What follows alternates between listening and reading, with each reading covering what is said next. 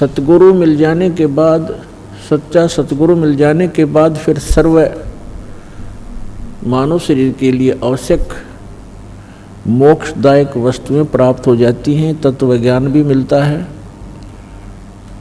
वो रियल मोक्ष मंत्र, रियल वास्तविक मोक्ष मंत्र भी मिलते हैं। फिर साधक को याद दिलाया जाता है कि मनुष्य जीवन बड़ी मुश्किल से प्राप्त होता है। साधना काल के अंदर मर्यादा बहुत अनिवार्य होती है,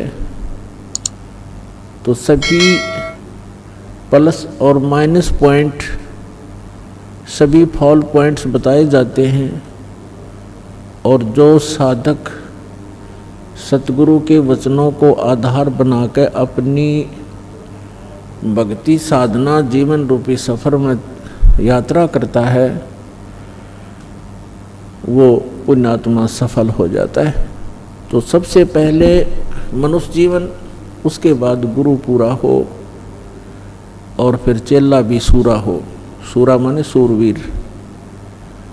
सूरवीर का मतलब ये नहीं है कि लठ बजाने वाला हो, गोली चलाने वाला हो। सूरवीर उसको कहते हैं भक्ति मार्ग में जो संसारिक परंपराओं के सामने हथियार न डाले, क्योंकि भक्ति मार्ग की परंपराएं और समाज जो भक्ति नहीं करते वो व्यक्ति, उनके मर्यादा और परंपराओं में अंतर होता है। और भगत के लिए सबसे बड़ी बाधा है वो परंपराएं ही हुआ करती हैं। वो परंपराएं जगत के लिए तो ठीक होंगी, लेकिन भगत के लिए वो गलत होती है। इसलिए सभी महापुरुषों ने कहा कि लोक लाज मर्याद जगत की तरण जो तोड़ बगावे। जब कोई राम भक्त गत पावे, लोक लाज ना कीजिए निर्भय हो रही है, ये मन संतों दीजिए तो गोविंद पाइए। परमात्मा कबीर जी कहते हैं कि कुल करनी के कारण कुल अपने कुल की मर्यादाओं में फंसकर भक्ति मर्यादाओं को खंड कर देने से इस भक्त का जो जीवन वो नाश हो जाता है। उसके लिए परमात्मा कहते हैं कुल करनी के कारण हंसा गया बिगोए। बिगोए माने भक्ति नाश कर ली उसने अपनी, यदि कुल करनी की तरफ, मर्यादाओं की तरफ देखकर। और फिर ये कुल क्या कर लेगा जब तू चार पांव का हो? वही आपके मित्र, आपके रिलेटिव, आपके कुल के लोग उस समय आपको कोई सपोर्ट नहीं कर पाएंगे, जिस समय आप मर्यादा भंग होने से पशु की योनि में चला जाएगा, गधे कुत्ते सूअर बन जाओगे। तो परमात्मा कहते हैं कि कुल करनी के कारण अंसा गया बिगो। और फिर ये कुल क्या कर लेगा जब तू चार पांवों का हो? तो पुण्यात्मा, यदि आपने इस मनुष्य जीवन को सफल बनाना है और युगों युगों से भटक रहे, कष्ट उठा रहे आपके जीव को बचाना है और सतलोक में एक सुखी स्थान, वो अमर स्थान प्राप्त करना है, तो अब सुअवसर है। सब आपको तत्व ज्ञान प्राप्त है, सत मंत्र आपको प्राप्त है। अब आपने देखना है कि आप कितना सफलता प्राप्त कर सकते हो, इसमें कितनी सफलता प्राप्त कर सकते हो। और जो संघर्ष करके सफल हो गए, सदा सदा के लिए सुखी हो जाओगे। अन्यथा जिस लोक में आप रह रहे हो ये लोक ठीक नहीं।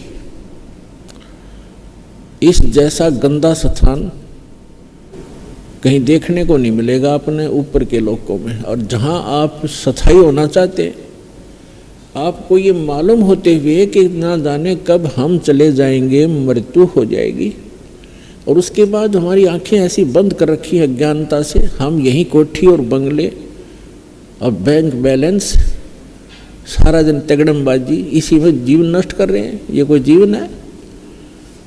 और परमात्मा ने आकर के सब संतों, उन महापुरुषों को सतलोक दिखाया, वहाँ से वापस छोड़ा। उन महापुरुषों ने गवाही दी है कि ऐसा स्थान है जहाँ तुम सदा सुखी रहोगे, और वहाँ एक बार आपका जन्म होगा, फिर मृत्यु कभी नहीं होगी, आपका परिवार होगा। यहाँ तो पत्थरों के पहाड़ हैं, वहाँ हीरे और जवाहरात मोतियों के पहाड़ हैं, आपके ठोकरों में पड़े रहेंगे। जिस माया को आप यहाँ छुपाते फिरते हो, वहाँ आपके चरणों में सदा रहेगी। किसी चीज़ का अभाव नहीं, कोई रोग नहीं, कोई कोढ़ नहीं। इतना सुंदर शरीर होगा, राग द्वेष नहीं वहाँ पर, क्योंकि शरीर दूसरा है। स्नायु तत्व से नहीं बना हुआ, स्नायु जुगाड़ से नहीं बना, एक तत्व से बना हुआ है, नूर तत्व से। और वहाँ सदा सुखी, कोई टेंशन नहीं, कोई रोग नहीं, वृद्धावस्था नहीं, मृत्यु नहीं, यहाँ सारे ही दुख। और फिर भी हम यही चाहते हैं कि यहीं बने रहें, और भक्ति मार्ग को पीछे कर देते हैं और संसारिक कार्यों को आगे रखते हैं। यही दास देख रहा है, 10, 15, 17 वर्ष हो गए दास ने दिन रात यही वचन विचार देते हुए जो भगवान ने बताए थे, और फिर भी इतना असर नहीं हो पा रहा बच्चों पर जितना दास चाहता है, ताकि इनका पीछा छूटे। ठीक है, इस ये भक्ति मार्ग विश्व में 1 नंबर की है। यदि भक्ति करते रहे, पार नहीं होगे तो यहाँ के सुख भी आपको, ये झूठे सुख भी विश्व में कहीं नहीं मिलेंगे जो यहाँ से ही प्राप्त होंगे। लेकिन ये सुख सा कुछ नहीं है, चाहे पृथ्वी का राजा बन जावे, चाहे इंद्र की गद्दी प्राप्त हो जाए, अपना जीवन नाश करने वाली बात है।